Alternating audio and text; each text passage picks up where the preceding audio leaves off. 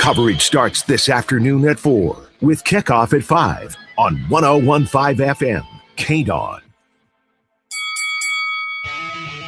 Ladies and gentlemen, welcome to the #1 professional wrestling radio show in Las Vegas. This is the Mark Hoke Show. The Mark Hoke Show. Going bell to bell with the best in professional wrestling news, entertainment, and lots of Sin City surprises from inside the squared circle. Now, let's get to all the exciting pro wrestling action and bring on the host. Here is Mark Hoke. Good morning, Las Vegas. What's going on? Welcome to the Mark Hoke Show here on KDAWN 101.5 FM. We are the talk of Las Vegas. We're also streaming on that unbelievable, fantastic, superlatives. Do not describe it. There are no more superlatives left. Describe the Odyssey app. Download that thing right now, AUDACY. Be able to listen to the show whenever you want. Plus 220 stations on the Odyssey network. And a whole lot more. So check it out. Get that on your phone today. And you will, I promise you, you are going to just let the sunshine of joy seep into your brain and your heart. It'll be okay. Plus, we are also streaming on X, YouTube, and Facebook. X at Mark Hoke Show, and you can follow us there as well. And on YouTube YouTube and Facebook at the Mark Hoke Show. I have a feeling you guys are going to want to get into the chat box. I really do. We are going to have an interesting show today for you. 2 hours of the best of pro wrestling. We will be hearing in hour number 2 from the CEO of AEW, Tony Khan, who was kind enough to take time to bop on into the KDAWN studios this week. He was in town for the Sports Illustrated Awards at the Wynn, and we got to hang out with Tony for a while. Of course, they're going to be in town here at the Palms. And unfortunately, I lost the date, but I believe that's February 4th. So you want to make sure you get your tickets for that right now. Don't wait. So you can see Collision and Dynamite go off. Plus, I'm sure there'll be some Ring of Honor and all sorts of cool stuff there too. So Tony Khan, hour 2, and we had some fun with that. Let me get Coach Rosey in here. He is hanging out for ad-free shows. Wow, looking cozy there, Coach. Look at that, man. Yes, this is my winter estate, which means my studio is a little messy, so the virtual background goes up. Fair enough. Well, I tell you what, I'd like to hang out in that virtual background, play a little piano. Today, I'm taking a personal day. I'm driving up to Flagstaff, Arizona, and as a family, we're going to go sledding. They got their first snow, so I'm taking tomorrow off of school. I'll be back for practice, but yeah, I'm just going to take a personal day. Very nice. And you are now coaching the number 4 team in the country. Is that correct?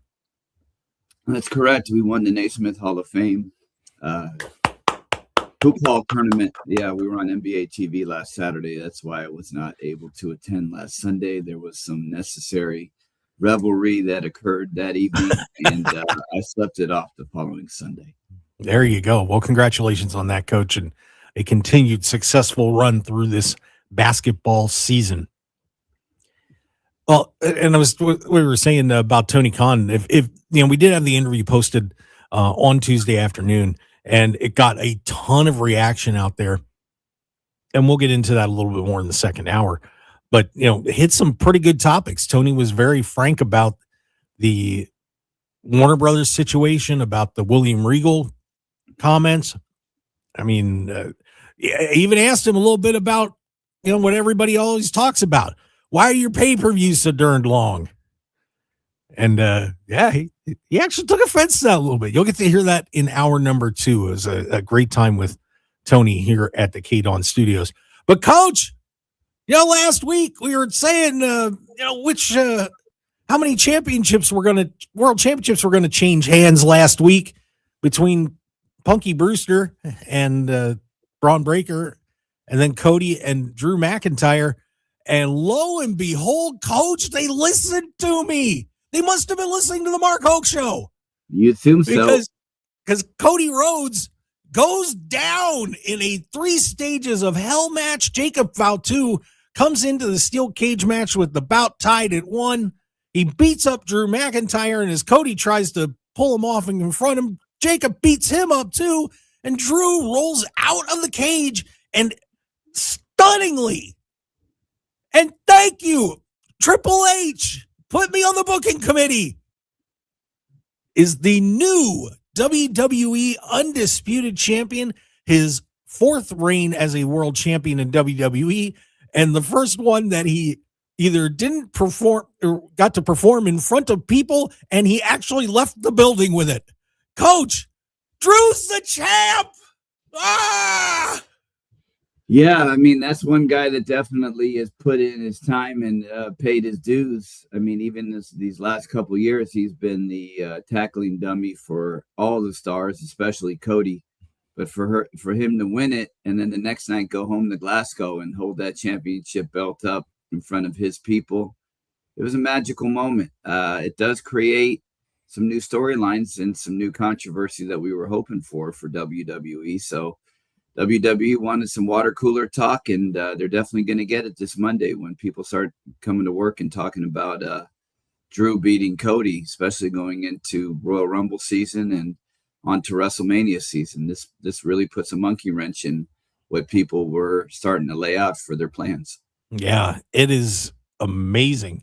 I will say that with Drew winning this championship, part of the reason that I felt like he needed to win this match was he's already lost to Cody 3 times this year. A 4th time around with all the promo work and everything that they did, if he would have lost this match, he's mid-card. I mean, that's it. He's down to the mid-card, and you're not going to be hearing from Drew McIntyre seriously for a while. And it's not like you can't just throw him in a match and let him win, whatever. But the perception would be that he can't beat Cody, and this was just a terrific night for Drew, and well deserved after carrying the company through the pandemic. Taking the loss to Roman in Glasgow a couple of years ago at the Clash of the Castle and all that. Just so happy for the guy. So, but as you said now, Coach, an unbelievable realm of possibilities opens up. And the first one is going to be they are having we got a little mini, I guess, I don't know if you can't really call it a tournament, but we have some elimination matches and someone's going to get a shot at Drew at the Royal Rumble. It's Orton and Miz, Matt Cardona and Trick Williams, Damian Priest, Solo Sikoa, and Sami Zayn and Ilya Dragunov, and the winners will be facing off then to see who's going to get a shot at Drew. First, Coach, let's look at some of the possibilities that you can do with Drew McIntyre as champion, even headed into WrestleMania if he hangs on that long. What were some of your thoughts when you had a little chance to digest this and think about, okay, where are they going to go? Yeah, my mind has been bobbling about this because I've tried to, even when they announce the people that are in that upcoming tournament for the Royal Rumble, I don't see them really pushing Drew. So is this really going to go on till WrestleMania? Is he going to get that main event WrestleMania moment? Is Cody going to get his Las Vegas moment that he didn't get the year before? Is Fatu going to get a championship run? There's a lot of scenarios, and I'm up for all of them. I would say the more obscure and the more extreme would be the ones that are going to get the most headlines. If they just go back to Cody, might not be what really draws up what needs to be done for 2026.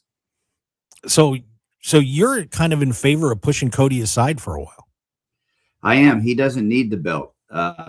that's a prop, and even though it is the most important prop in wrestling, why not have the chase? I mean, the Cody John Cena title back at SummerSlam wasn't really a chase where he was going back for the title, but everybody loved that year where Cody lost to Roman, and that leading up to WrestleMania. So maybe he needs to feel like he's the underdog and the whole world's against him. Or maybe they're preparing for a Cody heel turn. That's the beauty of wrestling. You never know what you're going to get. I think there's some fascinating possibilities that could be opened up. Now, I saw a lot of people are saying, oh, it's Sami Zayn's turn to win the Royal Rumble. And I'm like, oh, geez, really? And I'm torn on that. And it's a shame because I've been a fan of Sami's for a long time, but I'm kind of tired of the act a little bit. And Drew's just beating up on Sami, but repeatedly over the years. Out of this group, you know who I think could make this really entertaining and lead into a pretty wild WrestleMania match would be Randy Orton. If you keep Cody in the title picture with this, and you have Randy Orton there, along with Drew McIntyre, and I'll throw one more name in to make it a fatal four-way, and that would be Brock Lesnar. You put those four together, the history between all of those guys goes back a decade plus. I mean, the stories you'd be able to tell to lead up to a match with those four involved in it, fascinating. Absolutely fascinating. I think that could be a lot of fun. And, getting Randy in there with Drew, of course, they feuded over the WWE Undisputed Championship during the pandemic era, flipped it a couple of times there, would be fascinating to get Randy in there. Plus, you're talking it's Randy Orton trying to win another world championship. You get Brock Lesnar back in the mix, and then Cody's in there too. And all those guys have history together. I think that would be a fun match to have at WrestleMania. Like I said, I know there's a lot of other possibilities, but that's kind of where my head went.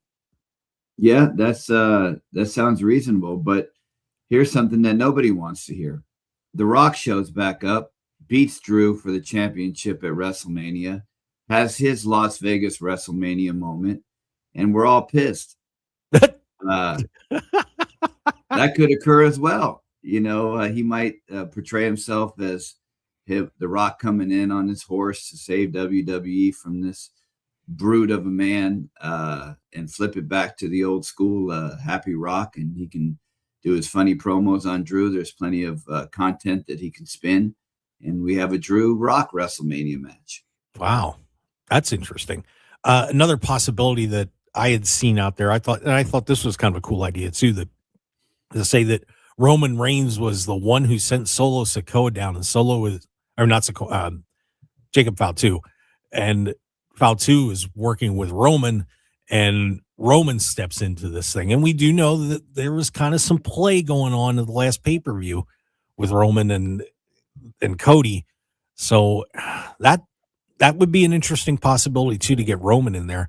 I think on the other side, I'd love to see him find a way to get to Roman and Seth and just get Stinky Punk out of there. But by the way, you're going to hear why I'm not happy with CM Punk in a little bit. But I think on the other side, a history of Roman and Seth, boy, you could have a lot of fun with those matches, and I think they'd both be pretty good main events. I don't know if Seth's going to be back in time, but I think that would be fun on the other side for the WWE World Championship.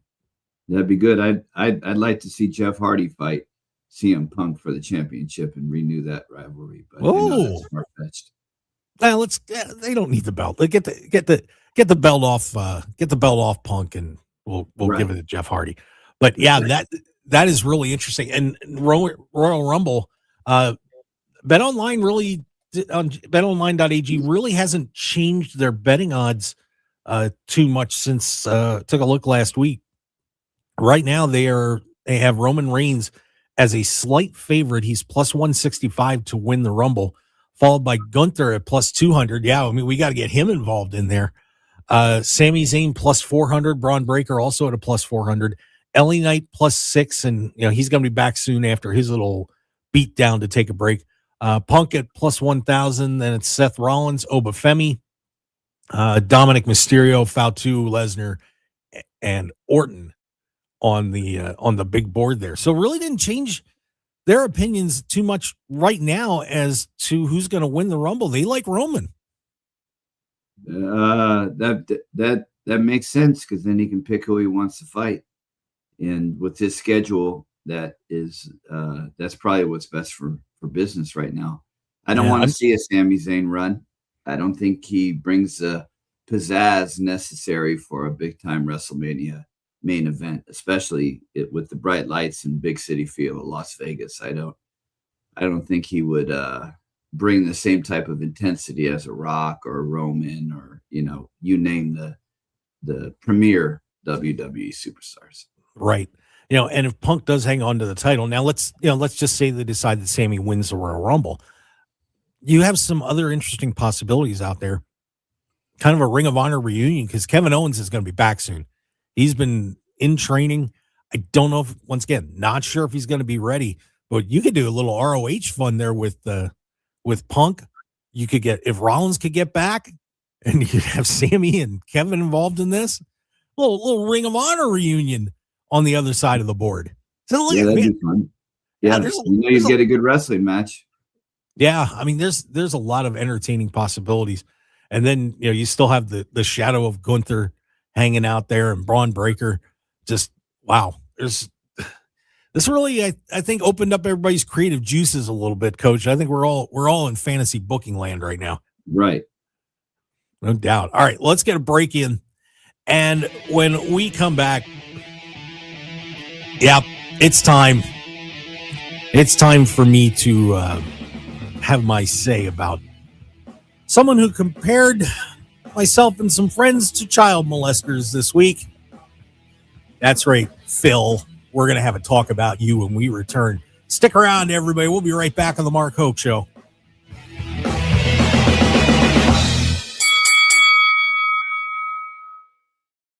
How much does it cost to borrow $1,000 at Dollar Loan Center? Stand by for details, and Happy New Year.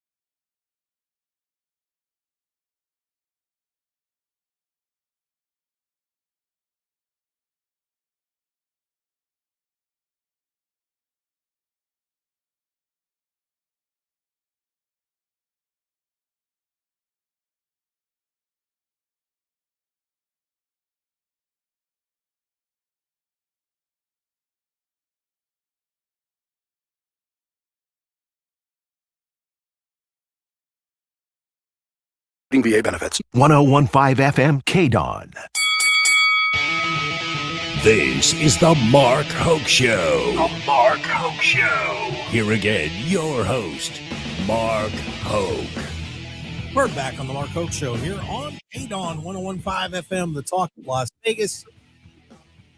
By the way, JD from New York, that's pronounced Hoke. Just so you know. How did he say it? On the radio, as opposed to when you were begging the boys from Sirius Satellite to put you on. So maybe you ought to watch who you're insulting on your silly podcast there, JD. He's afraid of vowels, I think, Coach. It happens. That's an East Coast thing. Yeah, I'm an East Coaster too. Hawk? I'm sorry? What did he say? Hawk? Hokey. Hokey. Oh, okay. Hokey. Oh, yeah, boy. you know what, pal? Go shovel some snow. Yeah. But anyway, do your research. That's all I ask. Just do your research. Anyway, yeah, I don't know if you saw that, Coach, but he kind of took a little pot shot. We heard after the Tony Khan interview. So I just wanted to say hi to JD. Yeah. I hope he's doing well, on his podcast as opposed to being on the radio. All right. This one, okay, I'm done with Phil Brooks. I'm done. One of my favorite matches of all time, Coach, is that Money in the Bank match with John Cena. Just, to me, one of the most perfect settings and matches I've ever seen. I have a ton of respect to the guy. Briefly met CM Punk. But I have had enough. This week on the My Mom's Basement with Robbie Fox podcast, Robbie asked him about movie villains, and somehow the conversation went to talking about Freddy Krueger, and he decided to say the following. Listen, man, Freddy Krueger molested children and people are stoked on him. I guess that makes him a Republican. Wow. This is a guy. Okay, so now when he's done political stuff on TV, I said I just don't think it's a good idea. I didn't get into how I felt about the content matter. Now I'm mad. First, if you remember back when he wore the abortion rights T-shirt in Texas, and okay, he wants to try to rile up the Texas crowd, knock yourself out. But I don't know if you remember, but he fist bumped with Excalibur after Excalibur said, "Nice shirt." He's like, "Yeah, great."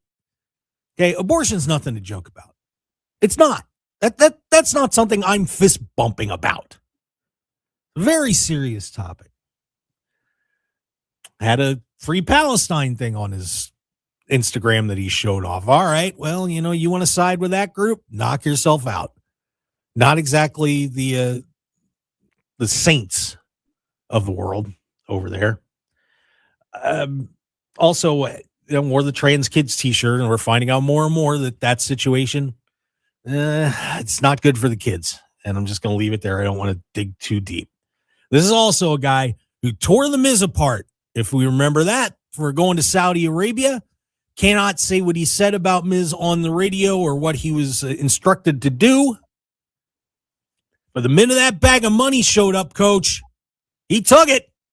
Bam! Off to Saudi to wrestle John Cena. Didn't take a stand and say, hey, you know what? I'm not going. Nope. Ka-ching. Ka-ching. And I'd also like to remind Phil that there are organizations like NAMBLA, which supports men who want to have sex with children, and many others on the Democrat side. In fact, another activist on the Democrat side just got busted for trying to nail an 11-year-old boy this week. I am tired of Phil Brooks's politics going into wrestling. And I'm going to tell you something. I am friends with a lot of people on the Nevada Republican Committee here and the Clark County Republican Committee. And I can pretty much assure you that we're not a group of child molesters. I take a high offense to that. And I am stunned at this point that WWE hasn't even asked him to apologize or anything like that. And maybe he's making a reference at Trump, but coach, this is not cool. And I challenge Phil Brooks right now, and I'm going to look at my camera. Let's go. Come on my show. You're not going to be sitting with some sniveling 22-year-old kid on Barstool's payroll. You're going to come into the house with Hulkamania. Try and call my friends child molesters after that. Because I'm done with Phil Brooks. I am done with him. You do not say that about people. You just don't. Child molestation, child abuse, hundreds of thousands of kids got lost in this country with everybody that came in here. And they've been able to find a decent amount of them, but there's still kids that were sold into slave labor, sex trade. It's a big problem here in Las Vegas that we have sex trafficking going on. I don't think it's a joke, Phil. And I don't think anybody on either side should be getting called child molesters. So maybe, Phil, you ought to grow up a little bit. Maybe, and you ought to get some huevos rancheros and come on this show and talk to a man who actually knows about all this stuff. Now I feel a little bit better, but I'm still angry. Coach, what did you think about this comment by Phil Brooks?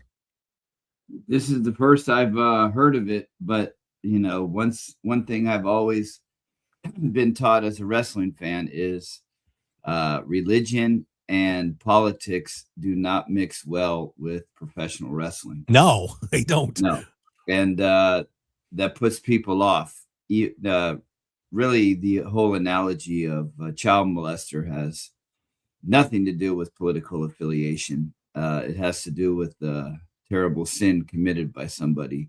So no matter what party a molester associated with, a terrible analogy to have. So I would just continue to implore all wrestlers and wrestling fans to do the right thing and keep religion and politics out of wrestling. Because it really alienates people. And especially on a topic like that.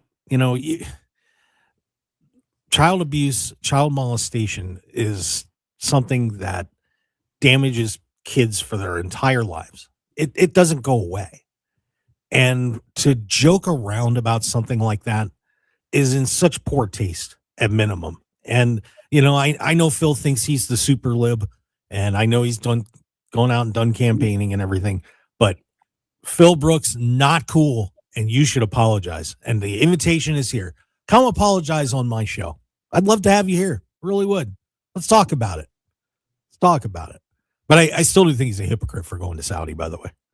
Maybe the Las Vegas Athletic Commission, if they're run by the Republican Party, will come down on him and fine him during WrestleMania week or have him tested for something as payback. Who knows? There you go. Yeah, he'll be in town.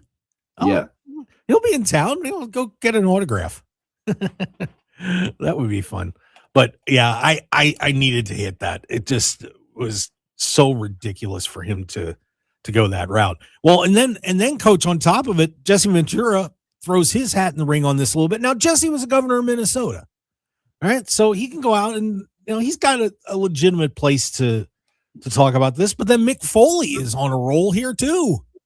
I mean, sweet little Mick Foley, who said, disassociate himself with WWE because of supposed support of Trump. And, all I saw was Triple H, doing his thing with the presidential physical fitness stuff and going to the White House. I mean, it's not going to hurt WWE to do that, to hang out with the president, no matter what party it is. But then Mick Foley, after Jesse ripped Trump, which you expect, because Jesse's very outspoken on what he likes to say, he turned around and said, I wholeheartedly agree with the body here, and I don't know if anyone could have said it better. We can't keep letting Trump and his gutless yes man lie to us over and over. America needs to be better than this. We have to move on from this era of domestic and international cruelty. This isn't good for Mick Foley either. I mean, I know he's out of the active business, but he's still doing conventions and stuff. Well, at least I respect Mick Foley for putting his money where his mouth is. And if he's going to take a stand, he's turning down the money and showing that he truly believes in what he's saying. You know, And- if Punk truly believed in what he was saying, then he might take the same approach, either by not working for WWE or, you know, protesting in another way. But at least Mick is putting his money where his mouth is. And I will agree with that. You know, it's one of those things where, you know, a friend of mine once gave me a quote that said it doesn't matter where you stand, it just matters that you were there and, you know, decided and made your choice. And, you know, so I will agree with you. I think Mick, you know, he's turned down WWE money, and that's pretty impressive. Yeah, Phil is not. I mean, Phil shouldn't, with all the things that he said in the past, he shouldn't even be in WWE, you know? Just, you know, he got fired from AEW, and, you know, man, that check got written pretty quick too. So I don't know. Maybe we could, you know, get a couple $1,000s together and Phil change his voter registration. You never know. Yeah, you never know. But yeah, so politics bleeding into pro wrestling. How about that? Unbelievable. Oh, well, let's see. Where do we want to go from there? Let's talk about the Punk match real quick. We had Monday Night Raw. More title changes, Coach. There were, I think, 5 or 6 title changes between the 3 shows on WWE this week. But Punk does beat Braun Breaker. But God, Coach, there were some ugly spots in that match. Braun missed that. Braun missed the Frankensteiner, and Phil did this really weird looking pile driver. So it wasn't exactly the cleanest match, but Punk's still champ. Braun takes the loss. Overall thoughts on this match and the result?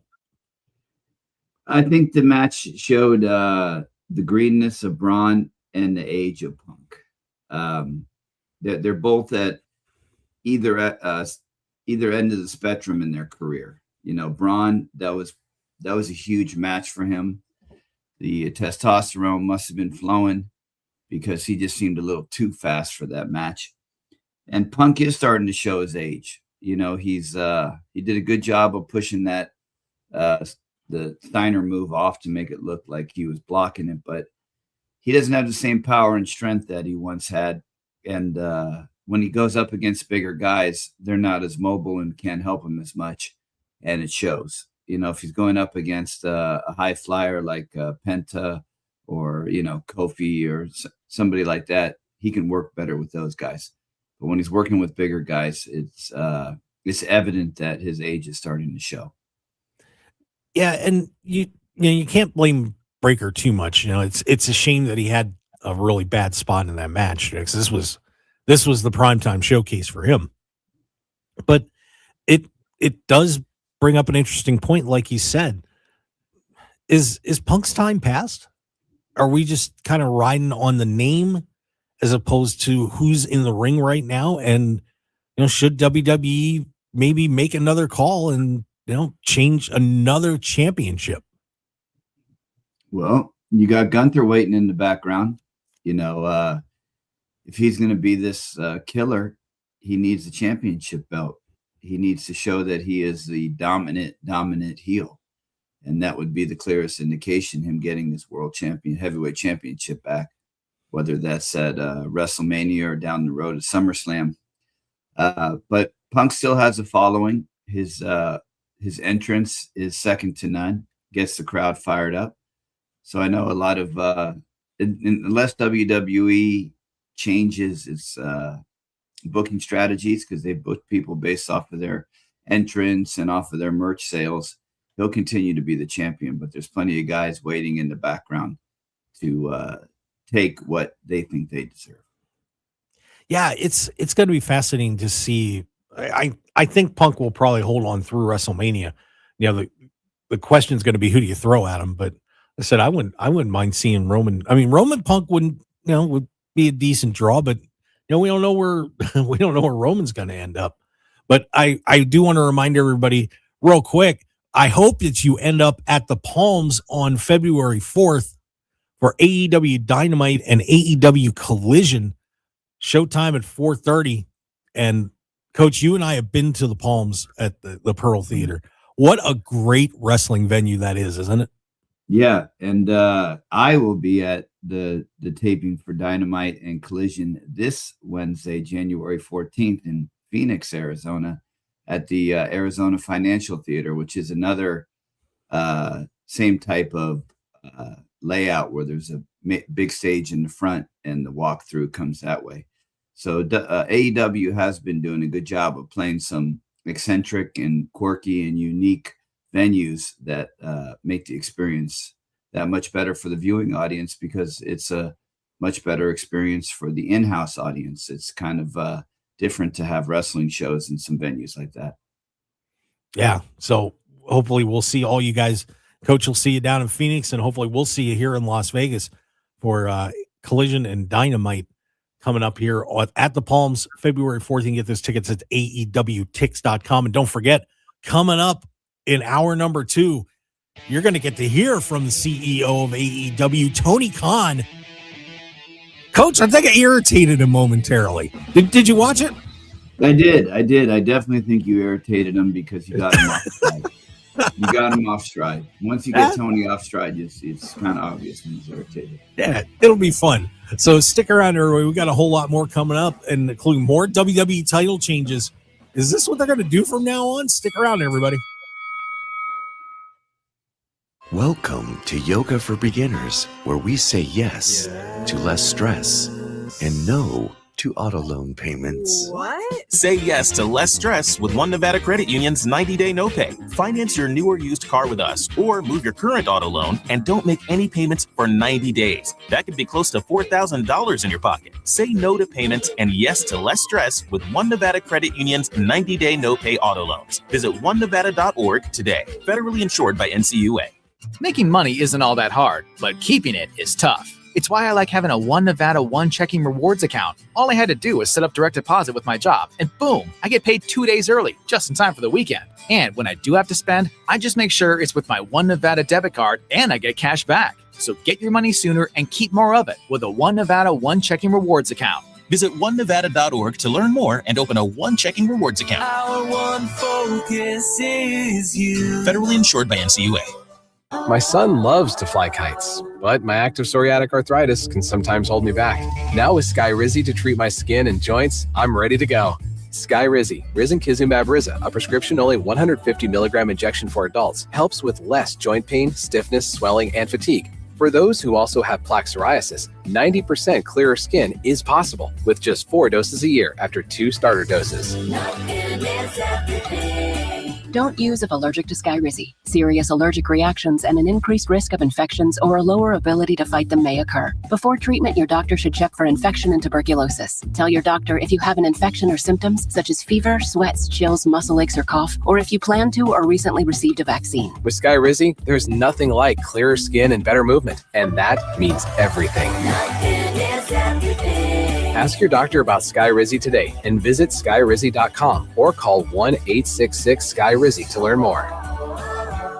My name is Whitney Allen. I'm a widow. My husband, Ryan, died. We never thought in a million years we'd have to use life insurance. The unexpected happened. With Ethos, it is so fast and easy. It's 100% online. You can get a quote in seconds, apply in minutes, and get same-day coverage. No medical exams, and you can get up to $3 million worth of coverage through Ethos. Get your free quote at ethos.com/game. That's ETHOS.com/game. Time spent on application may vary. Online health questions required. Empower.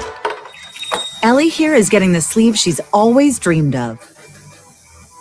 She worked with Empower and planned for her next move, so she got good at money.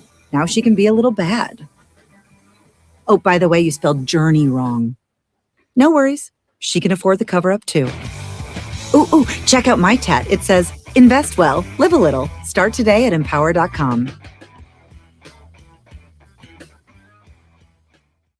101.5 FM KDAWN.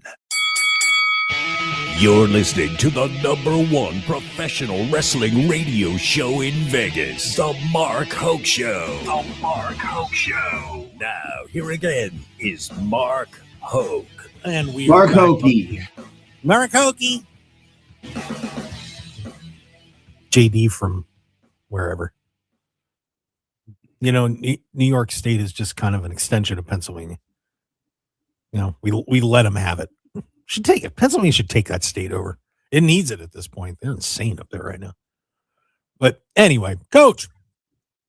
So we were talking about some title changes because, we didn't have Punk lose the title, but we had 2 more championships change hands on Monday Night Raw as Becky Lynch regains the women's Intercontinental title.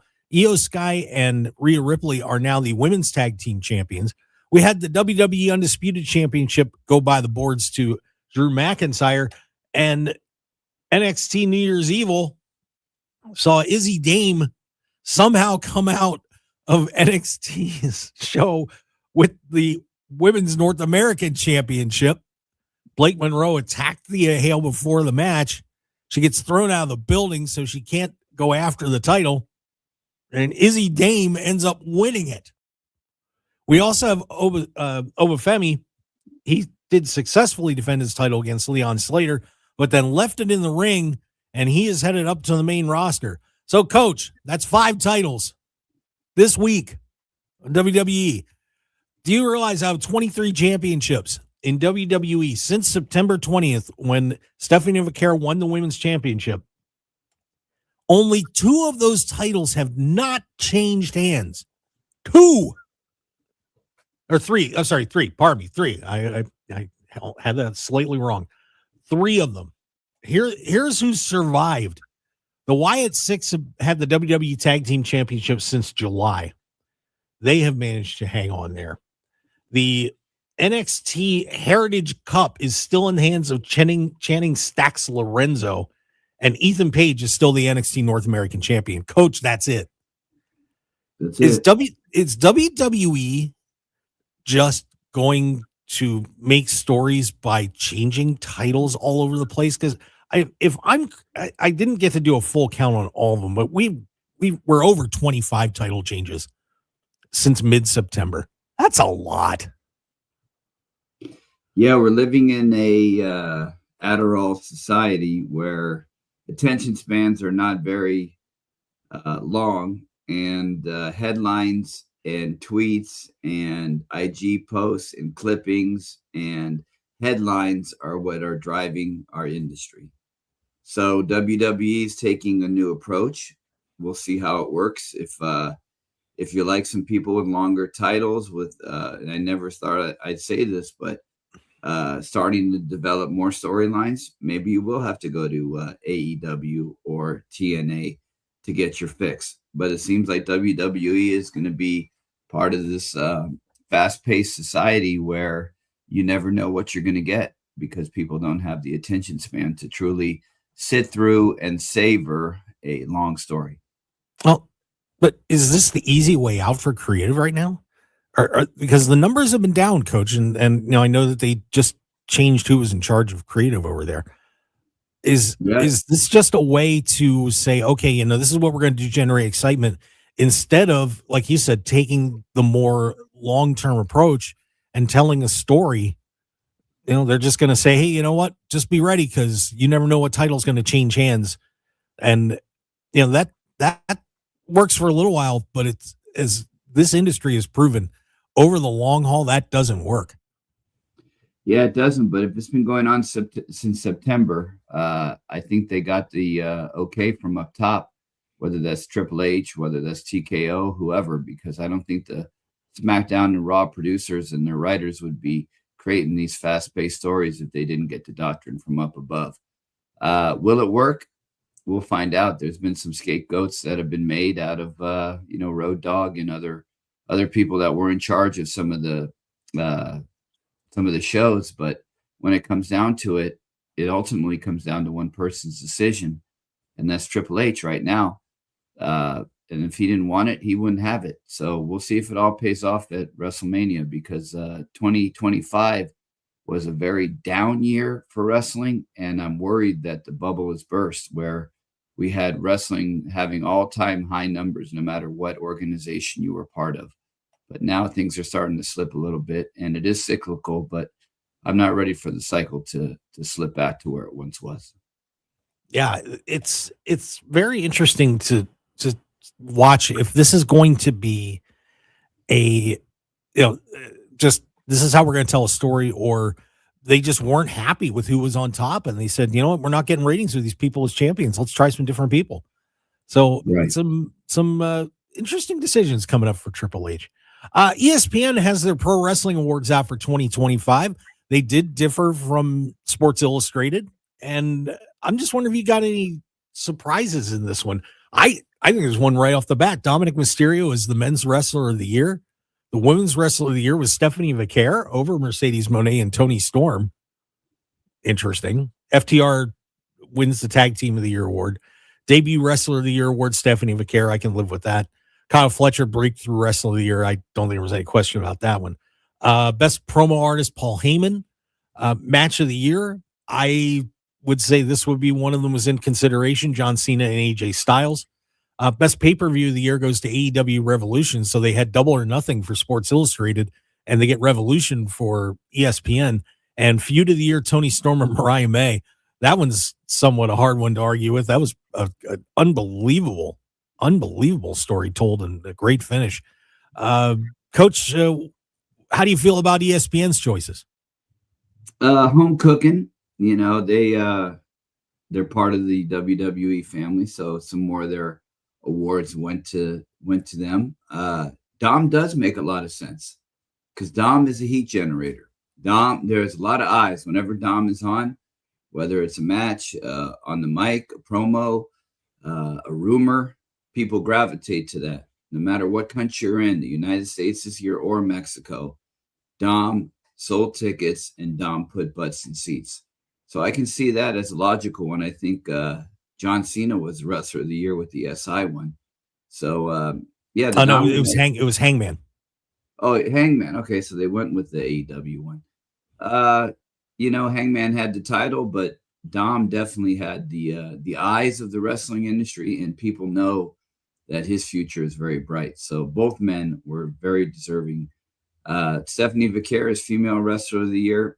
Maybe not, but the breakout star or whatever newcomer, however they phrased it for her, the second one, I can definitely agree with. But you can tell Sports Illustrated has a different bias as opposed to ESPN. I still think John Cena was the Wrestler of the Year. And all three of those guys, Dominic and Hangman and John, had unbelievable years. But I just, with everything that happened with John, and even with the good and bad, so a couple of rough matches in there, I still think, I don't know how you can't say this was the year of John Cena saying goodbye. That's just me, I guess. That's where my vote would have gone.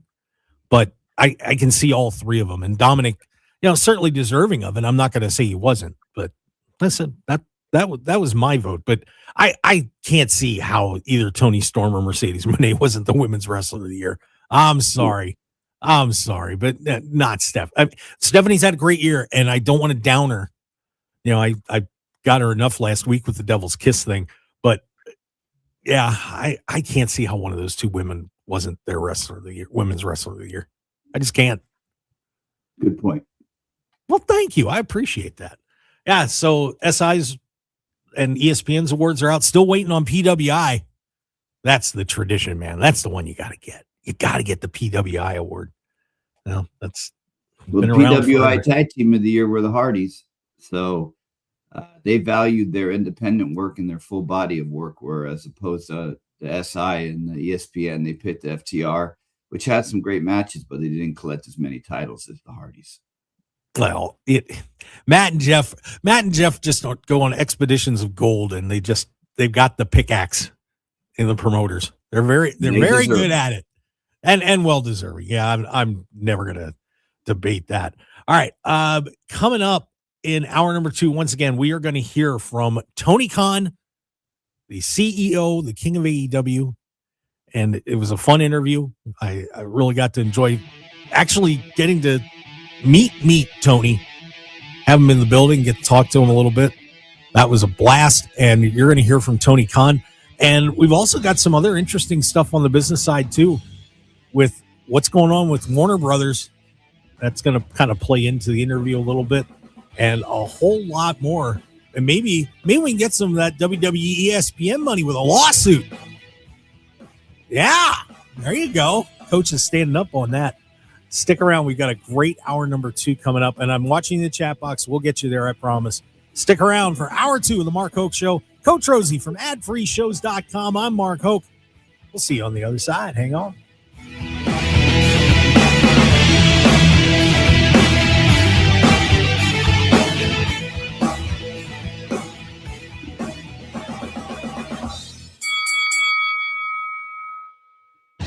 Want more of The Mark Hoke Show? Follow us on Twitter at Mark Hoke Show, like us on Facebook at The Mark Hoke Show, and visit markhokeshow.com to keep up with everything happening with the show. And remember to check out all of our archive shows on YouTube at The Mark Hoke Show and download our podcasts at markhokeshow.podbean.com and all your favorite podcast outlets. So join The Mark Hoke Show family today, and thanks for listening. Brake light on? Tires wearing down? Meineke certified techs fix brakes, tires, AC, alignments, engine repairs, and oil changes. Every visit includes a free digital e-inspection with photos and videos so you know exactly what your car needs. And right now, get a synthetic blend oil change starting at only $34.95 at all locally owned and operated Meineke centers. Find your nearest location at Meineke.com. Trust your key with Meineke, doing car care right. If you need to sell your house, talk to Aaron Taylor. You want to sell it fast and get the most cash, talk to Aaron Taylor, the real estate guy. Aaron Taylor here, the real estate guy. Let's talk real life for a second. If you own a home that's nasty, distressed, or just completely overwhelming, you're not stuck. Call the real estate guys today. You don't have to fix it, clean it, or explain it. We buy homes as is, exactly the way they are. We can make an offer in as little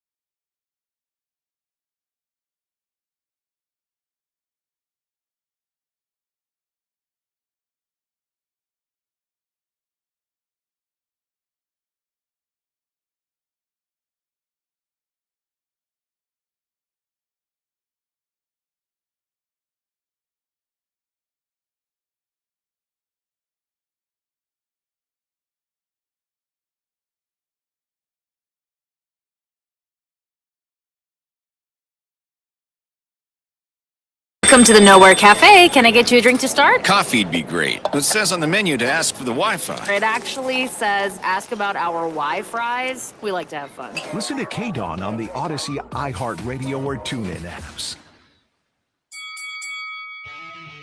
Ladies and gentlemen, welcome to the #1 professional wrestling radio show in Las Vegas. This is the Mark Hoke Show. The Mark Hoke Show. Going bell to bell with the best in professional wrestling news, entertainment, and lots of Sin City surprises from inside the squared circle. Now, let's get to all the exciting pro wrestling action and bring on the host. Here is Mark Hoke.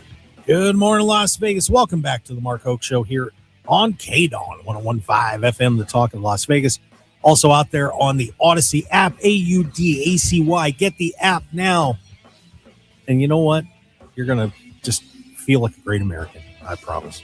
Get that for listen to all of our stations, all the great shows we have here on KDAWN, including the Steve Sanchez show that I produce Monday through Friday, 6 to 8 p.m. Pacific time. We'd love to have you tune in for that and, maybe call in. And we got into some politics stuff early in the show.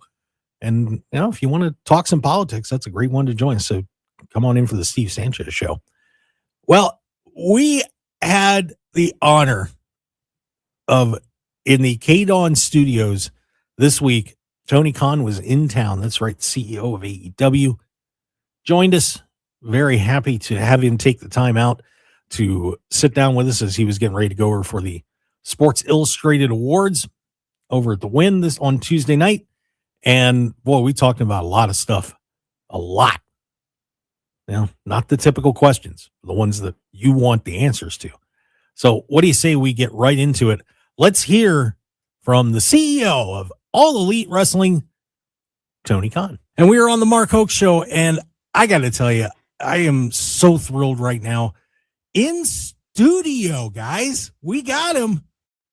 The king of AEW, the founder, the CEO, whatever you want to call him. Tony Khan is in the house. What's going on, Tony? Thank you for having me, Mark. Bless you, and I really appreciate it. It's very exciting to be here in Las Vegas, to be on the Mark Hoke Show, and to celebrate, because tonight the Sports Illustrated Awards are here in Las Vegas, and AEW has captured 10 awards at the SI Awards. So I'm here, and I'll be taking home a lot of awards, and I'll be bringing a lot of trophies to AEW Dynamite after this great show tonight. The great wrestlers and staff of AEW came together to make 2025 the best year yet for All Elite Wrestling. You can watch the show coming up. We're just hours away. Wednesday Night Dynamite, the very first Wednesday Night Dynamite of 2026, after a great 2025, is going to be just hours from now, Wednesday night on TBS. It's on at 8 o'clock. And you can also stream it on HBO Max. And I think it's really cool that we'll be back here in Las Vegas just weeks from now. February 4th, we'll be at the Pearl at the Palms. And what a really exciting opportunity for AEW to try out a new venue and come back to the place here in Las Vegas where we had our very first show ever, the fastest sellout in the history of wrestling in Las Vegas at the MGM Grand. This is where AEW began. So it's great to be here back in Vegas and be here with you, Mark. We are thrilled to have you. And by the way, you're going to love doing a show at the Pearl Theater. People just enjoy going to that venue like crazy. And it's such a unique setup in there. I think you're going to have a great time in there. I'm excited. I always have a great time in Vegas, and especially when there's AEW wrestling involved. Oh, as do I, sir. As do I.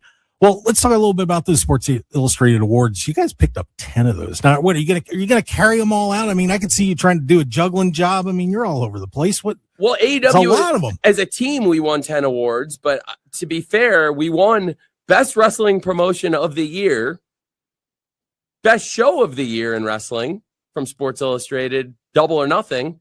They picked AEW as the top promotion, and we also won a lot of other awards, including Male Wrestler of the Year, Hangman Page, Female Wrestler of the Year, Mercedes Moné, Tag Team of the Year, FTR, the breakout star of the year, Kyle Fletcher. The best on the mic, Timeless Tony Storm. The best in-ring wrestler, Will Ospreay.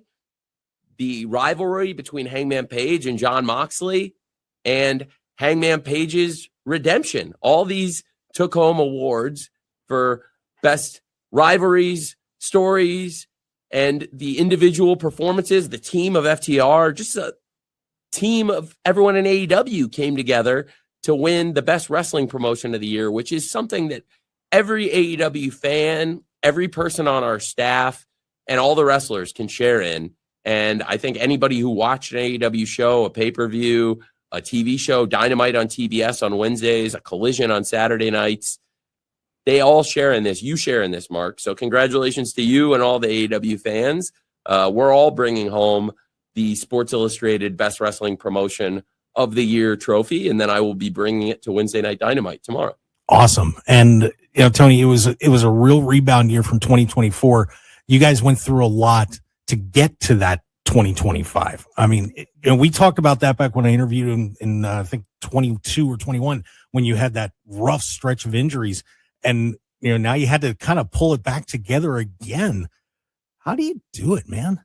I really love wrestling, and I have the best team of people around me, the best wrestlers in the world, and we're very blessed to have so many great wrestling fans that love All Elite Wrestling and support AEW. And it's because of the great fans and the great wrestlers and the team of AEW, the staff who work 52 weeks a year. We all work in the only sport with no off season. Wrestling is 52 weeks a year. We don't take any breaks. And it's because of the great wrestling fans that we're all able to look back and celebrate that this was a great year. It was 52 weeks of consistent, awesome shows.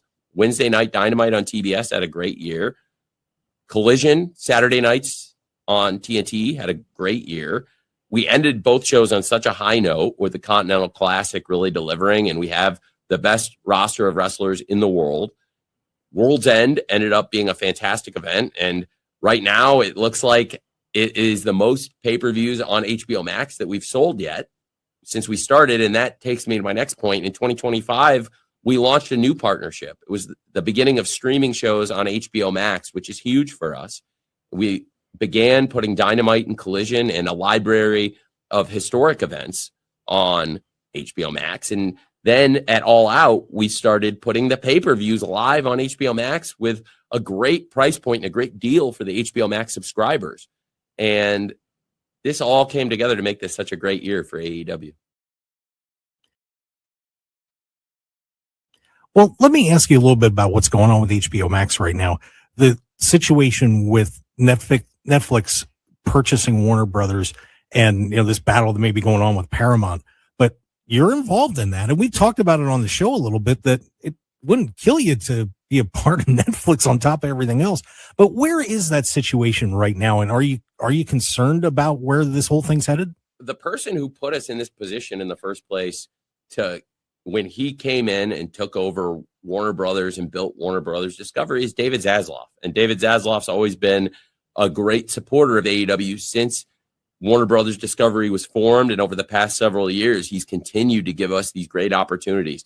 It was his idea to launch Saturday Night Collision and give us 2 hours on TNT on Saturday nights. I only got a few months notice, and he said, put together a great show on Saturday nights, and if you want it, you can have it. And I said, yes, sir, I would really like that. Thank you, sir. And we've tried to knock it out of the park, and I believe we put on great events, and I thought this year was probably the most consistent and exciting year of Collision yet. And what a high note it ended on with Christmas Collision. Such a fantastic episode. I thought one of the best Collision episodes ever was Christmas Collision. And early in the year, we had some fantastic things, including Grand Slam Australia. That was our first ever Collision in Australia, our first show in Australia. And I thought that was one of the best Collisions of the year, very successful. And again, he gave us a great opportunity putting it on right after the Slam Dunk Contest. And we continue to get these great opportunities. And as Warner Brothers Discovery has evolved, obviously there are a lot of interested people in what's happening. And I completely trust Mr. Zaslav. Just as we were working out the deal for this long-term partnership to keep AEW here with TBS TNT, we came up with something really exciting, which was adding AEW to HBO Max. And it's worked out great for AEW and our fans. And I completely trust and support Mr. Zasloff. And again, whatever David Zasloff does for the shareholders and whatever he does with the board, I think it's going to be great for Warner Brothers Discovery and the shareholders. And Mr. Zasloff's done a great job with it, and I think he's going to continue to. Okay, now I'm going to get this question out of the way, because this is probably the one thing that my listeners comment about the most, on the somewhat of a negative side, but nothing too bad. The length of pay-per-views. Why do you decide to have that many matches on pay-per-views? Our fans are dying to know what, when you put together a 13-match show, what is the process behind building that many matches into a pay-per-view? It's a great thought, Mark. I think that we have so many great things happening on Dynamite and Collision. We don't put that many matches on a pay-per-view. I've never put 13 matches in a pay-per-view ever. I'm not sure where people get that. That's never happened. But with the opens, including the free pre-show, that's not part of the pay-per-view. Right. Okay. And I think that people thought that World's End, the 9-match pay-per-view, was one of the best paced and delivered some of the best action, and people loved the pacing of World's End. Other events, like AEW All in Texas, which was an epic show, they bring great things to the presentation of AEW. And I do think that it really behooves us to give the fans the best action. AEW's where the best wrestle, and I love showing off those great stars. Well, I had to do it. So, but one thing on the positive side, this is something that I like to talk about with what you guys do on this show, is when you guys are doing pay-per-views or you're putting on your TV shows, I feel like you as a group take more chances, and sometimes it pays off, sometimes it doesn't. Most part it does, and you have a lot of extra creativity that maybe isn't in other promotions. What motivates you guys to really push that envelope sometimes? Well, it's a great point, Mark. I love AEW. I love wrestling, and just staying in touch with the wrestling fans, and the wrestlers are in touch with the fans. And I think trying things that would excite the audience of AEW and the wrestling fans, and hopefully make new fans. We love having the best in-ring action and also the most exciting rivalries, and that can unfold in so many different ways. That's what's awesome about pro wrestling. Keeping Tony Storm under control is impossible, by the way. I'm sure that's part of it. Yeah, absolutely. She is something else, that's for sure. Some conversations came up. I don't know if you saw everything that William Regal had said about a week ago about guys maybe doing some things in the ring that they don't need to do, and thinking more along the lines of taking care of themselves long term. Not sure if it was 100% spurred on by what that spot with Fletcher, but what do you guys do to try to make sure that everybody's performing safely in the ring? And maybe if someone comes up with an idea that might be a little too far, to kind of pull it back? Well, I think that's a great question. The pro wrestlers are always taking hard-hitting, high-risk chances, and that's one of the things that makes pro wrestling so exciting. But in AEW, we've been able to have all these great events, and we have never had a career-ending injury like that from our wrestling. And I don't think that AEW is any different than any other wrestling promotion in the world, where the wrestlers want to do their very best. And sometimes the promotion will step in, and AEW and I have in times stepped in and said, I can't do that. I don't think that's a good idea. And I don't want to do that every day or in every match, but there's times where it comes up, and it's okay. But I thought World's End was a great show, and I thought everything about it was wonderful. And if anybody was talking about Kyle Fletcher versus Jon Moxley, that's one of my favorite matches of all time. So and it's all subjective. Best match is always in the eye of the beholder. So I do think that it's something to really be proud of for AEW, to hang our hats on. How fantastic a year was, and all of our wrestlers are doing well, and we're really proud of what AEW accomplished in 2025 going into 2026. And everything you're talking about, these are things you constantly balance in sports, not just in AEW, but in all sports. Taking care of your athletes and doing things that protect the health and safety of the athletes that make the sport work. Well, and you have a ton of great athletes. And one thing we were talking about on the show last week was the amount of people that on the men's and the women's side, especially on the men's side, that you could see if you had a match on Dynamite tomorrow could show up and win the world championship. And there have been times in a lot of wrestling organizations where you're thinking, well, maybe it's 2 or 3, maybe 4 guys. I was running off 9 or 10 people at least that you've managed, I think, to elevate to the point where you could see them as a world champion or winning the TNT title or the TBS title, whichever one you want to throw out there. How do you do that in your booking to try to elevate so many people to the point where they are looked at as highly credible when they get in the ring? Well, we work hard, but I think it all is a credit to the wrestlers and the fans. The fans get behind these great wrestlers, and the wrestlers work so hard, and they take risks, and they put their bodies on the line, and they do it because they love wrestling, and they want to wrestle for the fans. So that's one of the great things about AEW is we have the best roster of wrestlers in the world. We'll be coming back here very soon if you want to see it live, February 4th. And I'm very excited about it. You can watch the show every Wednesday and Saturday and see it firsthand for yourself that these wrestlers take great chances, but also they're some of the greatest athletes in the world. And they are the only athletes that go 52 weeks a year with no off season and no breaks. So I give all the credit for that to the wrestlers. Yeah, and it's going to be a great show coming up. If you haven't been to a Dynamite or a Collision here in Las Vegas, it's something special. And I love that you put your personal touch out. You come out and greet the fans and thank everybody. And it's just really neat to see somebody in your position who doesn't have to do those kind of things do it. I got to know, when do you sleep? I mean, with everything that you do with AEW, with the Jaguars, with Fulham, how is it possible? Well, right now I'm not getting a lot. It's playoff season. There's a lot of things going on. The January transfer window at Fulham, the playoff push for the Jaguars, and all the awesome things happening at AEW. Plus, I'm going to the Sports Illustrated Awards tonight with AEW winning 10 awards for best wrestling promotion in the world, all elite wrestling. So it's not a lot of sleep this week, but that's okay. And I sleep between shows a little bit and between games a little bit. And every once in a while, if I get a nice 8-hour window somewhere, I'll take advantage of it. But that doesn't always happen. And I'll sleep when and where I can. What does Tony Khan do in his spare time? I don't really have I have very little spare time. I watch some TV and movies if I ever get any time. And that's immediately I would watch some TV show or movie. I don't watch a lot of shows, as many as I used to.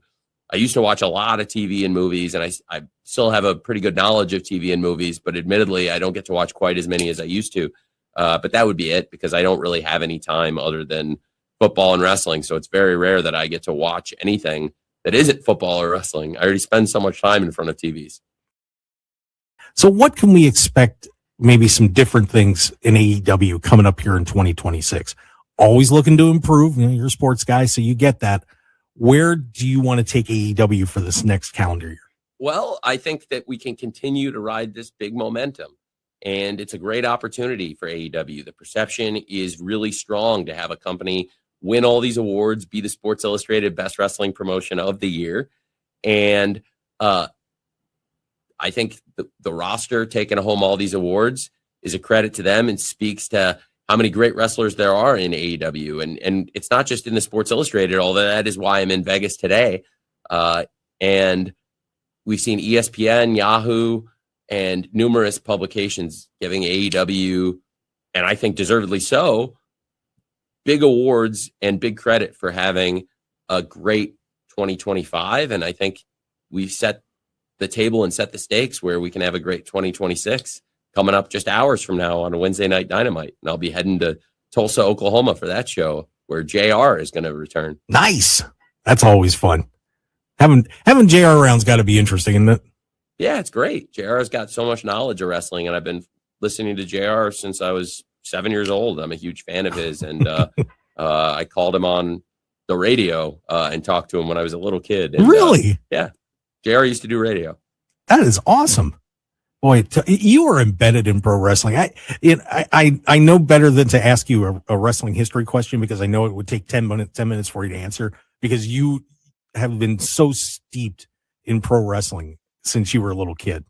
And it shows. It really does. And I think that love of pro wrestling comes out in what you guys in AEW do. And thank you. I want to thank you for it, man, because it really opened up the pro wrestling scene again, and been 7 years now, man. It's incredible, and we are going to continue to look forward to seeing what you're doing. But Vegas, don't forget, guys, Pearl Theater at the Palms, February 4th, showtime 4:30. Got to get those tickets, AEWTix.com or one of your other favorite outlets, but just go to AEWTix.com and hang around the website and check everything out. But you got to get down there, and don't forget, also coming up is AEW Revolution down in LA on the 15th of March.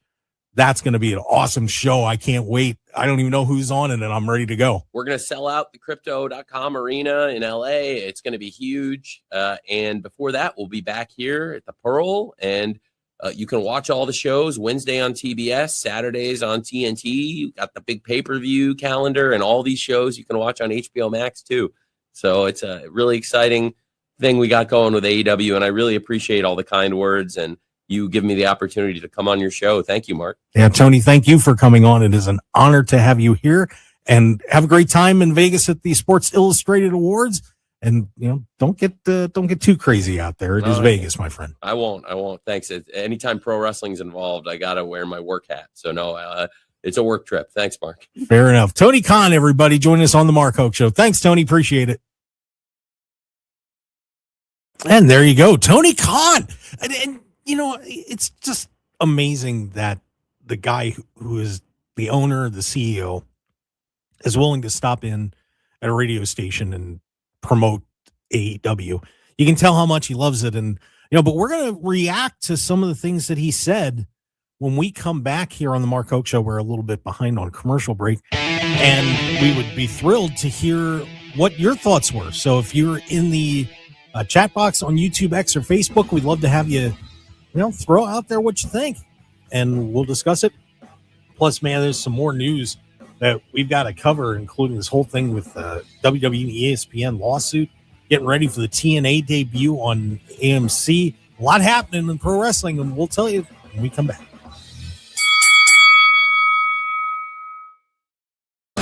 Dear Winter, the mighty Toyota Tundra will conquer your toughest elements with exceptional power and available 4x4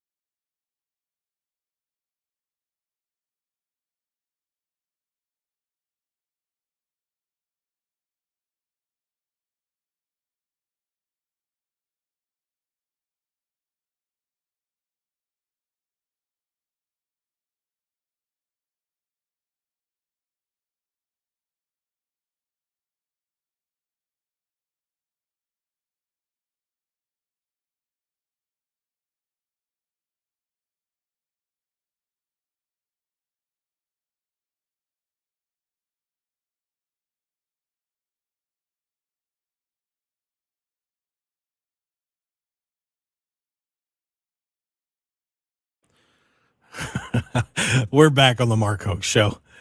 Oh, I'm glad I had that background up on the live stream. Oh, goodness gracious. Just messing things up. Like I messed up my background. I gotta fix this real quick. There we go, because I had to step out of the area by the board for a second.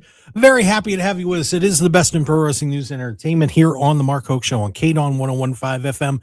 The Talk of Las Vegas, also streaming on the Odyssey app, AUDACY.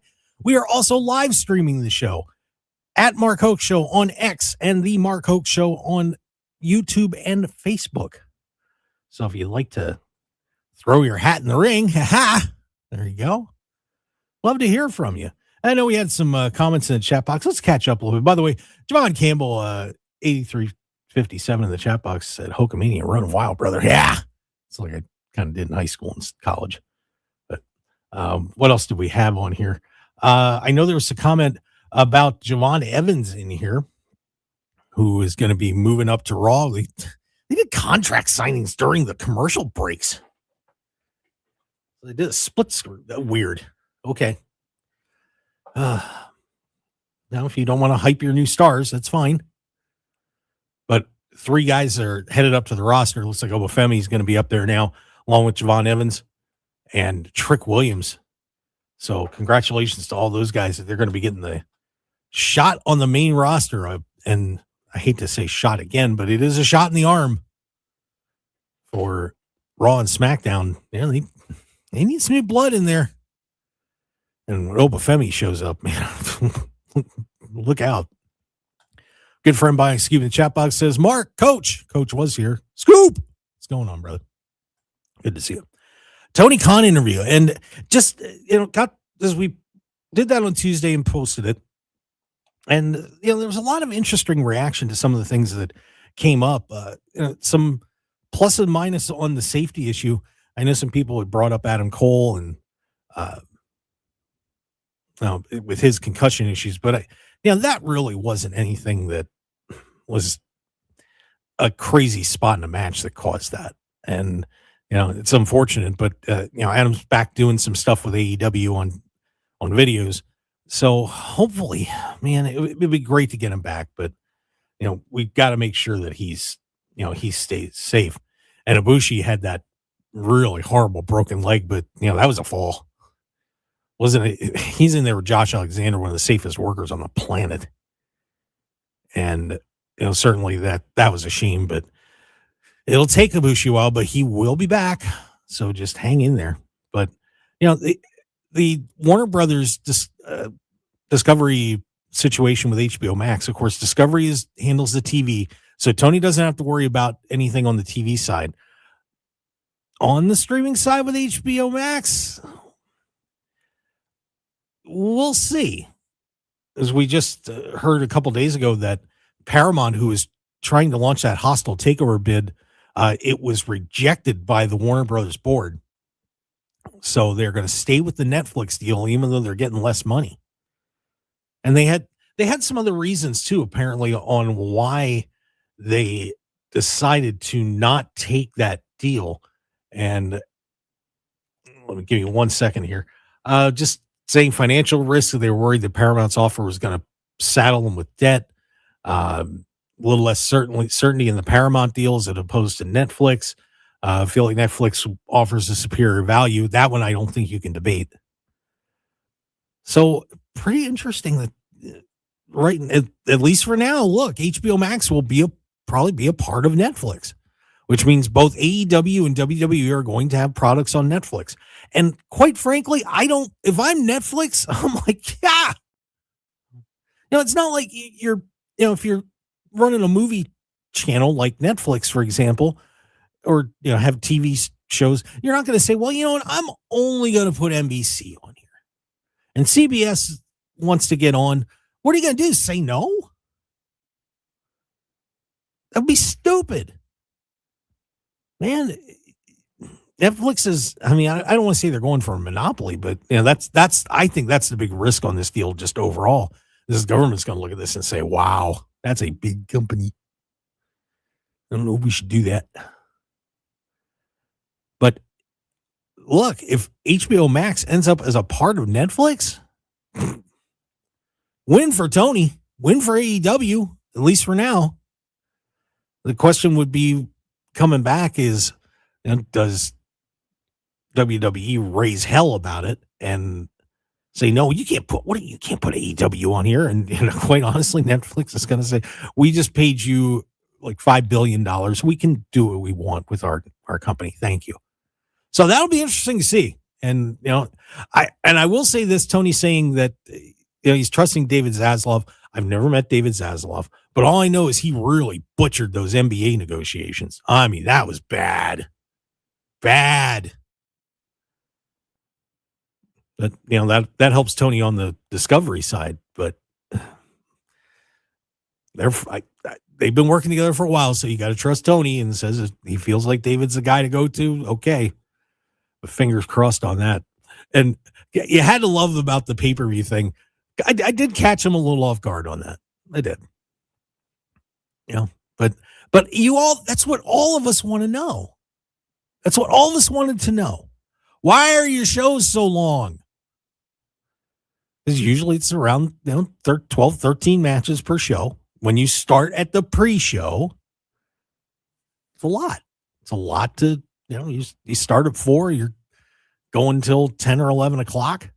And then for those of us that are in media attending, we got a press conference to go to. We're not out of the building till like 12:30. So, yeah, it was fun to finally let him just say, I'm putting my talent out there. That's what I'm going to do. We've got the stories. We've got the people that I want to showcase. I'm doing my show. Okay, there's your answer. So I hope everybody's happy about that. But I know my Scoop in the chat box says Tony is such a fan, and that's not necessarily a bad thing. And that is very true.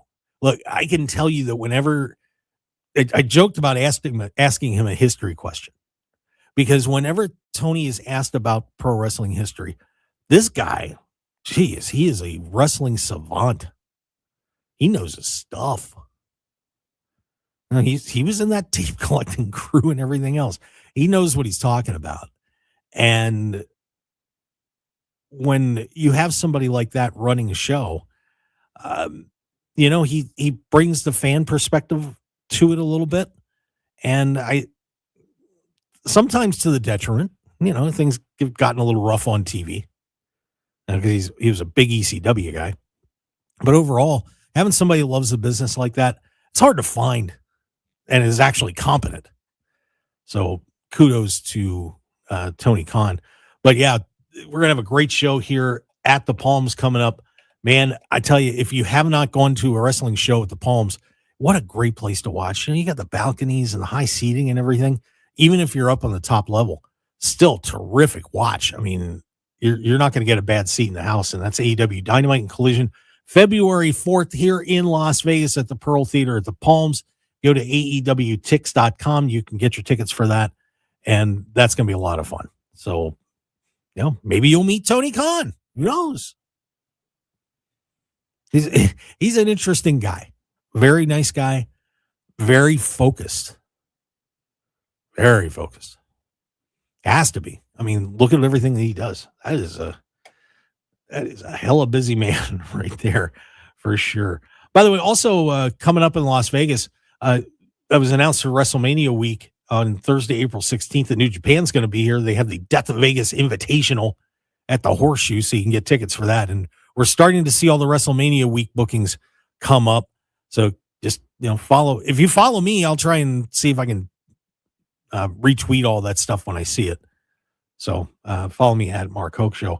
AEW also did have a couple of contracts that they did not renew, actually 3 of them. Matt Taven, and that's probably the one that kind of breaks my heart. I like Matt. I think he's a terrific wrestler. Mercedes Martinez is announcing she's on her last run. She'll be wrestling for 1 more year. And Alex Abrahantes, the manager, the guy who handled Ray Phoenix and Penta while they were here in AEW, did not have their contracts renewed. So they'll be looking for some extra work or will be back out on the indies. We wish them all the best. But one guy that showed up on AEW this week, Jake Doyle, otherwise known as Jake something. We've had him on the show a while back. Monsters, powerhouse, dude. Oh my God. I mean, he's in. If you ever see those tiers of superheroes of their strength, well, Jake something is in that John Cena tier. He is a powerful man.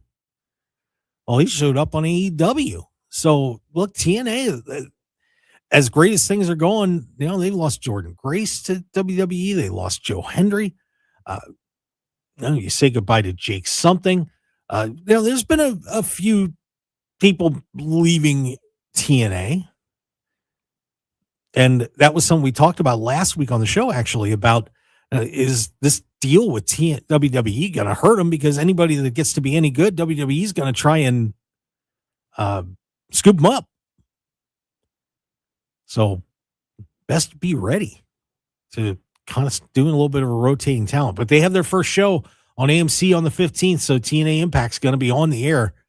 That's pretty cool, and I hope everything goes well for TNA. But man, they took a page out of WWE's playbook, and I'm sorry, I love the boys over at TNA.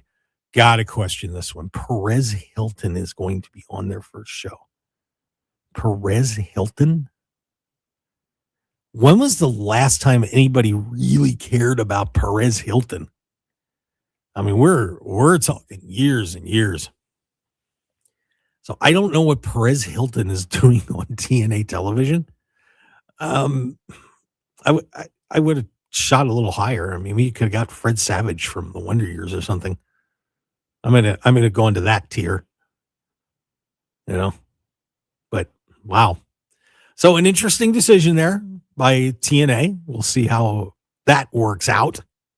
But they are on a new home, and it's going to be very exciting for TNA to see how things turn out with being on AMC, obviously getting into a lot more homes than they were on Access. So want to wish them all the best, and I hope the TV debut goes well. One other story I wanted to get to, well, actually, we'll save it for after the break. Because, guys, we may be able to get some of that WWE ESPN money.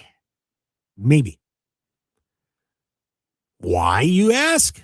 Well, stick around. We'll find out. Plus, we got a new champ in Japan and the IWGP.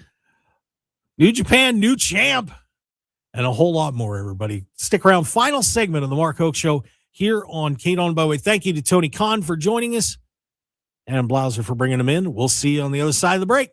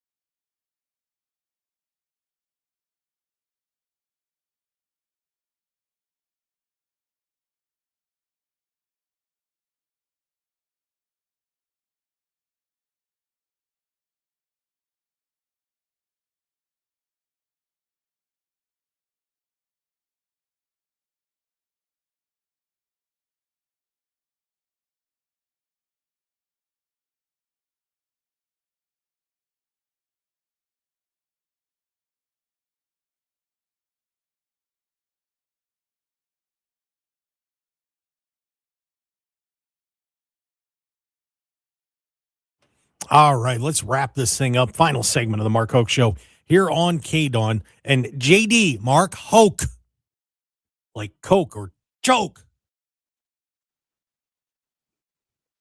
Jeez. Anyway, we have a potential lawsuit for WWE. You want to get that sweet, sweet WWE ESPN money? Well, there is a class action lawsuit based off of the launch of the new streaming channel for ESPN. But there are people out there that said, you know what? You guys were a little deceptive on what the cost of this thing.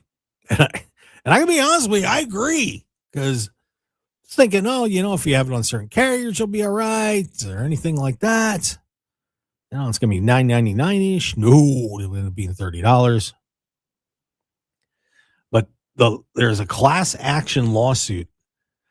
Alleges current customers of ESPN were informed via company marketing. Of course, they'd have access to WWE events with their current ESPN subscription. So that's what we all thought. If you had ESPN, generally you're going to be all right. But that didn't happen. Remember, they had to scramble and do all those promos during Raw and SmackDown to explain to you how to get the WWE or pay-per-views on ESPN. So the plaintiffs are saying the specific point of contention in the suit is a press release issued in early August of last year that confirmed the new product's features would be available to customers who have ESPN content through a direct purchase or television package. WWE is the only listed defendant in the lawsuit. ESPN currently not in the suit directly, but they may have to pony up on this too. And I got to tell you, I think they're right. Because I think a lot of us were caught off guard when we were all told that, oh, you got to get this channel. Oh, it's $30. What? Makes you miss the WWE network, doesn't it? At $9.99. But yeah, so we've got a lawsuit going on out there. It is class action, which means if you do your research, you could probably get in on it. So make sure you check that out. We also, let's see, we had the Paramount thing. We went through that. Finn Balor made some news. He was on Cody Rhodes' podcast. And Cody was talking about how he's gotten into smoking cigars, and apparently he's smoking them when he's running. Okay. So that is counterproductive. Cody, you're right. But Finn chimed in on this real fast. And if you weren't really paying attention, you may have missed the comment. But Finn Balor, when Cody said, I now just smoking a cigar while doing it, talking about doing his cardio training, which I think is counterproductive to the cardio. However, and Balor said, I smoke weed while training. Okay. Explain some things, I guess. But yeah, maybe Finn Balor needs to get a dispensary here. He also kind of hinted during the interview that the Demonito puppet, if you remember when he was down in AAA and they did that first mixed WWE and AAA show. Apparently, there was he might have been smoking the hooch while he was and came up with that idea. Hey, whatever works for you, brother. I'm not going to stop you. I'm not going to criticize you. Do your thing. Do your thing. Oh, my God. Yeah, on the Demonito thing, he hinted that it was figured out at 4:20 in the afternoon. And he was talking about Mr. Iguana, and watch Mr. Iguana said, damn, I need something like that. And then poof, like a lightning bolt, it hit me. I need a demon puppet. That sounds something like you come up with when you're stoned. Well, good for Finn. They were selling those for what, $100 online. So very nice job by Finn Balor. A little inspiration. We also, by the way, have a new IWGP World Heavyweight Champion, the IWGP Global Heavyweight Champion, Yota Tsuji, who made some news on the interview a while ago, talking about AEW, is the new world champion as he knocks off Takeshita. So we got a new IWGP champion, and it looks like they're going to be putting those belts together. So Yota Tsuji is your new world champ in New Japan. So good for him. We also had some interesting news talking about Elton Prince, one half of Pretty Deadly. And unfortunately, it looks like we may not be seeing him for quite a while. He underwent a 2-level neck fusion surgery following an injury in May. He had an injury in the ring, described the sensation as burning hot electricity that led to temporary loss of hand control. And Kit Wilson put his side of the story out of there too. But yeah, he's going to be gone for a while. He said it was pretty terrifying. What followed has been 7 months of tests, questions, and pain. Thanks to the effort of WWE medical staff and Dr. Cantor, Gina, and the Hoke team, we found the problem yesterday. I successfully underwent a 2-level neck fusion. So we want to wish him all the best. I mean, it's hard, and that's something William Regal brought up about protecting your neck and trying to make sure that you have a good quality of life after pro wrestling is over for you. And I don't think people think about those neck injuries that much. We hear about the ankles and the shoulders and everything else, but the neck, I don't think people understand when you get a neck injury how difficult it can make your life. Because you don't think about that. You think, well, if I hurt my shoulder, it's hard to lift, or I mess up my knee, it's a little harder to walk. But I don't think people truly realize how much you actually use your neck, and being comfortable is very difficult when you've gone through these kind of things. So we want to wish him all the best. Just get healthy. We got to worry about that first before we worry about getting back into the ring. And let's see, did we had any other interesting stories? That pretty much covered it. But we hope you enjoyed the Tony Khan interview. Once again, that is up on YouTube. It'll also be on this broadcast, obviously. But a fascinating time with Tony Khan. And look, AEW on a really good trajectory right now. And you have to feel like they are, the talent's there. The people are in place, and it's just going to be a matter of kind of pulling everybody back again to where they were. By the way, back Scoop in the chat box says, I know this next stuff not great at all. Yep, you are correct, sir. But it was great having him here. And like I said, he's a very I gotta tell you, you could tell he was slamming some coffee, man. I was getting him extra water, and just doing his thing.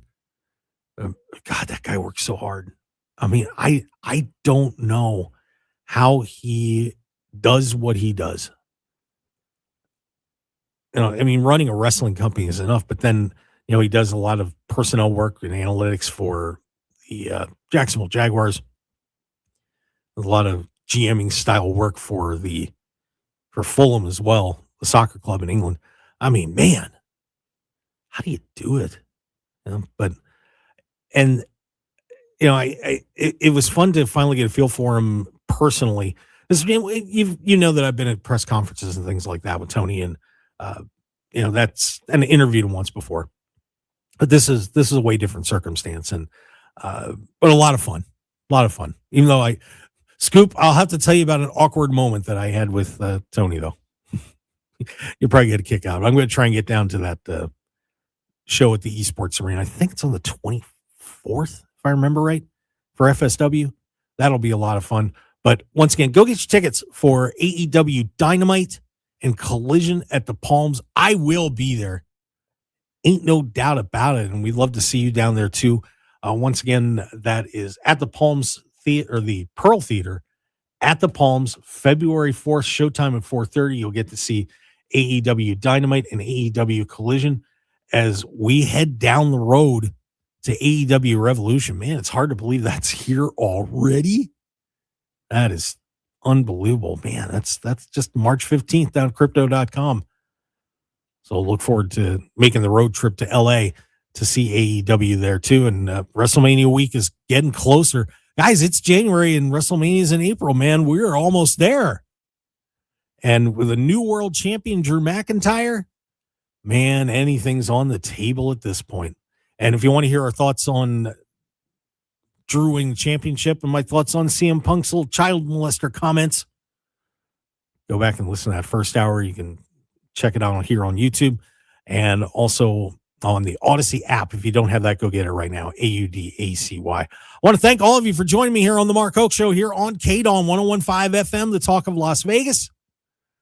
Follow us on X at Mark Hoke Show, Facebook, the Mark Hoke Show, YouTube, Mark Hoke Show. And I'm starting, and I got some TikToks and some Instagrams up too. So look for me there as well. We'll try and keep some content coming for you. And that's going to do it. Guys, we'll see you next week. Hope you have a great and safe day, Las Vegas. Enjoy yourselves. Enjoy the football. Fly, Eagles, fly. We'll see you next week.